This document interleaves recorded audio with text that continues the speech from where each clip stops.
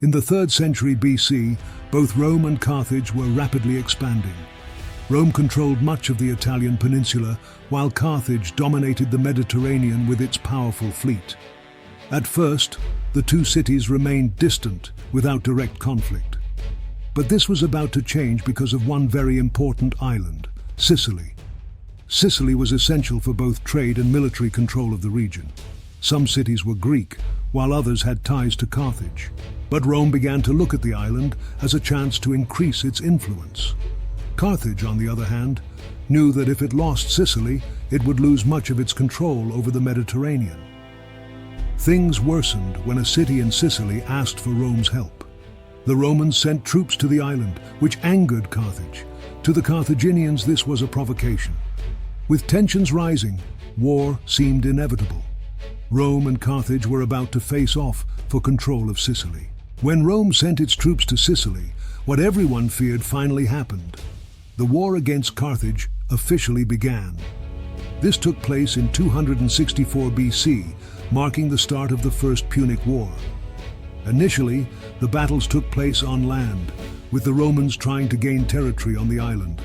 Carthage, on the other hand, used its navy to protect its interests and ensure that Rome didn't seize control of Sicily. Rome had always been known for its strength in land combat, but this time the situation was different. Carthage's true power lay at sea, where its fleet dominated trade routes and controlled the waters around the island. It quickly became clear that the Romans would need to fight in a way they weren't accustomed to. Rome, which lacked a strong navy, decided that it needed to adapt. This was when the Romans began building their first war fleet, something new to them. As Rome prepared for naval warfare, the fighting on land remained intense. Sicily, once a prosperous trading hub, became a battlefield. Important cities like Messina and Syracuse were at the center of the dispute, with some siding with Rome and others supporting Carthage. Neither side was willing to back down, and control of Sicily was the key to deciding the war's outcome. With the war against Carthage underway, Rome realized that fighting only on land wouldn't be enough. Carthage dominated the sea, and the Romans had no naval experience. That's when Rome made an important decision. They needed a navy to win this war. Even without knowing much about ships, Rome began building its own fleet. They copied Carthaginian ships, and soon enough, several vessels were ready for battle. But Rome knew they would need more than just good ships. So they created a weapon called the corvus, a bridge that allowed their soldiers to board enemy ships, turning sea battles into something more like land battles, where they felt more comfortable. Once the Roman navy was ready, they soon faced Carthage at sea for the first time. The battle took place at Mylae in 260 BC, and against all odds, Rome won. This victory surprised Carthage and showed that the Romans were capable of fighting at sea as well. After winning the Battle of Mylae, Rome gained confidence. They had proven that even without experience, they could face Carthage at sea. But this victory didn't mean the war was close to ending.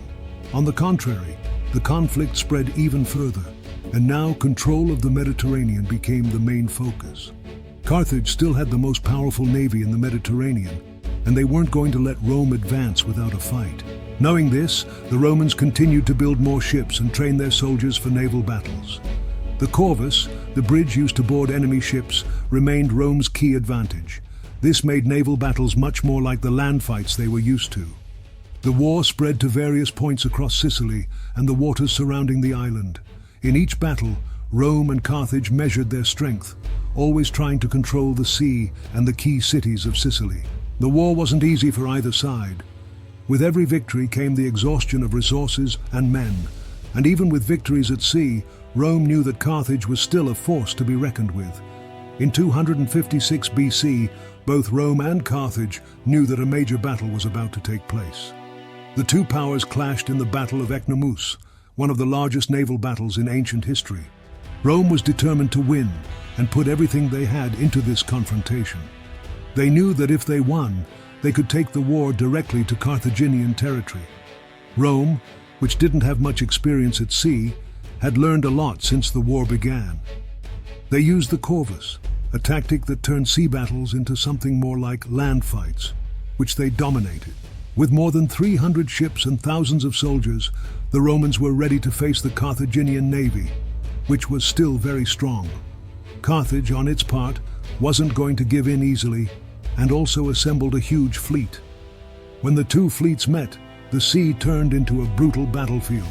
The Romans used the corvus to board Carthaginian ships, and the fighting was fierce. Carthage, with all its maritime skill, tried everything to hold off the Romans, but the corvus made the difference. Slowly, the Romans began to gain the upper hand.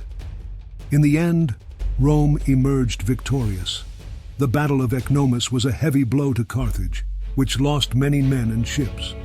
With this victory, Rome became even more confident and began to plan something bold: to take the war to Carthage by directly attacking enemy territory. After winning at sea, Rome wanted more. Instead of continuing to fight in Sicily, they decided to take the war directly to Carthage's home, in Africa. It was a bold plan, as the Romans had never fought there before. But, confident after their victories at sea, they thought this was the right moment. In 256 BC, the Romans, led by General Marcus Atilius Regulus, landed in North Africa with a large army. They believed that by attacking Carthage on its own soil, they could end the war quickly. At first, everything seemed to be going well. The Romans won several battles and advanced into Carthaginian territory, leaving Carthaginian leaders worried. But things didn't stay easy for long. Carthage called for help and hired mercenaries, including a Greek commander named Xanthippus, who was highly skilled in strategy. With these reinforcements, Carthage began to win battles, and the Roman army found it. What had seemed like an easy victory for Rome began to turn into a major defeat. After the Romans advanced into North Africa, the situation quickly changed. Marcus Atilius Regulus, who had initially been successful in some battles, saw his army begin to weaken. Carthage, now with the help of the Greek commander Xanthippus, restructured its forces and prepared a major counterattack. The Romans, who believed victory was close, soon realized that the situation had shifted. Xanthippus brought precise tactics to the battlefield, and once again, war elephants played a crucial role.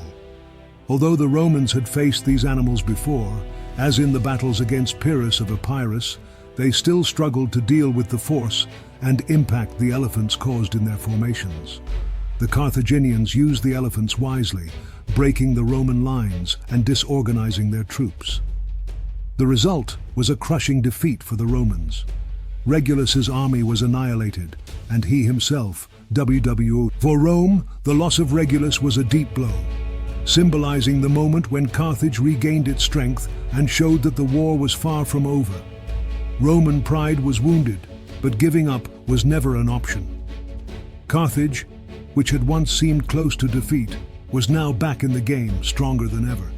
Even with this defeat, the Romans began to regroup, preparing new troops and planning the next phase of the war. They knew they would need new strategies to turn the tide. Even after the great defeat and the capture of Regulus, Rome did not give up on the war.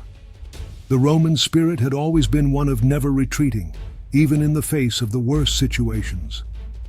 Knowing that Carthage was back in the game, Rome began to reorganize itself. They understood that they needed a new strategy to win, and the defeat in Africa forced the Romans to refocus on naval battles. Rome decided to build a new fleet, even larger than the previous one. The corvus, which had been a successful invention in earlier battles, was improved to continue giving Rome an advantage against Carthage.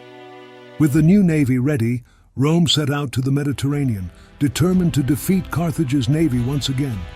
While Rome prepared, Carthage wasn't standing still either. They knew that the Romans wouldn't give up easily. Even with the victory over Regulus, Carthage still had to deal with Rome's presence in Sicily and at sea. The battles once again centered around the waters near the island and the coastal cities. It was a long and exhausting struggle, where every victory or defeat made a big difference in the course of the war. Rome knew that the only way to win was to wear Carthage down at sea and on land. The fight remained fierce, with both powers exhausted but unwilling to surrender. For the Romans, the war was no longer just about territorial control. It had become a matter of honor. The First Punic War was far from over, and the Romans were determined to fight until the end. Despite their efforts to regroup and build a new fleet, Rome suffered another major defeat at the Battle of Drepana in 249 BC. This battle took place in the waters around Drepana, an important port city in Sicily. Carthage knew that if it wanted to turn the tide, it had to maintain control of the sea, and the Romans were determined to break this resistance.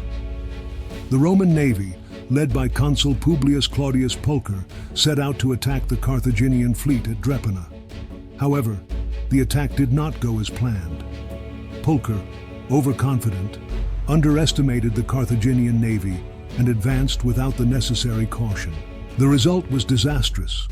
Carthage, using its naval superiority and better knowledge of the region, surrounded the Roman fleet and destroyed it. Out of the 120 Roman ships, many were captured or sunk. This defeat was a heavy blow to Rome. The morale of the troops and the population was shaken. The cost of the war, both in terms of money and lives, was starting to weigh heavily on the Romans. It seemed that no matter how hard they fought, Carthage always managed to recover at sea. But even with this defeat, Rome did not give up. They knew the war was far from over, and that they needed to regroup once again to try to regain control of Sicily. While Carthage celebrated the victory, the Romans returned home to think of new strategies. The exhaustion of the war was becoming unbearable, but Rome was stubborn. They knew they needed to stand firm, and to do so, they would have to make even more sacrifices to win. Even with the accumulated defeats and enormous strain, Rome refused to give up. After more than 2 decades of fighting, deaths, and spending, the Romans knew they needed a decisive victory to end the First Punic War. The defeat at Drepana had taught them a bitter lesson, but Rome rose again. This time their objective was clear: destroy Carthage's navy once and for all and bring the conflict to a close. In 241 BC, the war reached its turning point at the Battle of the Aegates Islands. Knowing that Carthage still had a strong fleet, Rome rebuilt its ships and prepared for the final confrontation. This time, the Roman navy was larger and better equipped, the result of years of learning and adjustments in strategy. Under the command of Gaius Lutatius Catulus, the Romans weren't just seeking victory. They aimed to secure supremacy in the Western Mediterranean. The Carthaginian fleet, on the other hand, was already weakened. Their ships were loaded with supplies, poorly prepared for such a large battle.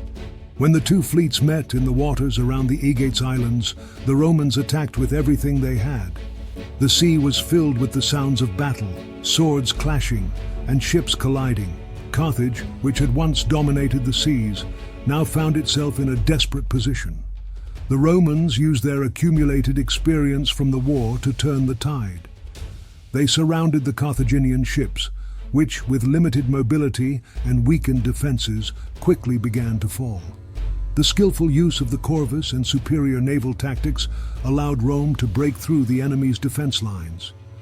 Carthage's fleet was annihilated in a swift attack, with many ships sunk or captured. With no way out and no ability to resist, Carthage was forced to surrender. The defeat was devastating. They lost nearly their entire fleet, along with any chance of continuing the war. The conflict, which had been long and exhausting for both sides, finally came to an end. Carthage was forced to sue for peace and pay heavy reparations to Rome. Additionally, they had to cede control of Sicily, which became Rome's first province outside of the Italian peninsula. The victory at the Aegates Islands marked the beginning of Rome's rise as the dominant power in the Mediterranean. For the Carthaginians, the defeat didn't just mean losing a war, it marked the beginning of a deep crisis that would affect their empire for years. Carthage, which had once been the greatest naval power in the region, now found itself weakened and under Roman control. Peace was signed, but the resentment between the two cities would continue to grow. The First Punic War forever changed the fate of both Rome and Carthage.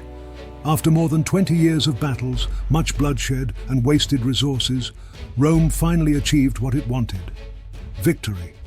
The final great battle, at the Aegates Islands, was the last blow that Carthage couldn't withstand. They lost the war at sea, and without their navy, defeat was inevitable. For Rome, defeating Carthage was more than just a simple conquest. It was proof that they were not only strong on land, but could also dominate the sea. This victory gave them control over Sicily, which became Rome's first province outside of Italy. It was only the beginning of something much greater. Rome was starting to show the world that it was becoming the dominant power in the Mediterranean and wouldn't stop there. On the other hand, Carthage emerged from this war deeply wounded. They lost their territories, their navy, and were forced to pay heavy reparations. Their pride was crushed, and the city that once controlled the Western Mediterranean now had to bow before Rome. The peace treaty was signed, but the rivalry between the two powers was far from over. This war wasn't just a conflict over territory or power. It was a lesson to the world that Rome, even when facing difficulties, learned from its mistakes, adapted, and grew stronger. From this victory, Rome's expansion wouldn't stop, and what started in Sicily would soon spread across the Mediterranean. If you enjoyed learning about this story filled with battles, twists, and victories, stay tuned for more content about Rome's rise and its greatest challenges. Subscribe and follow our next episodes, where we'll explore Carthage's fate and the future wars that shaped the ancient world.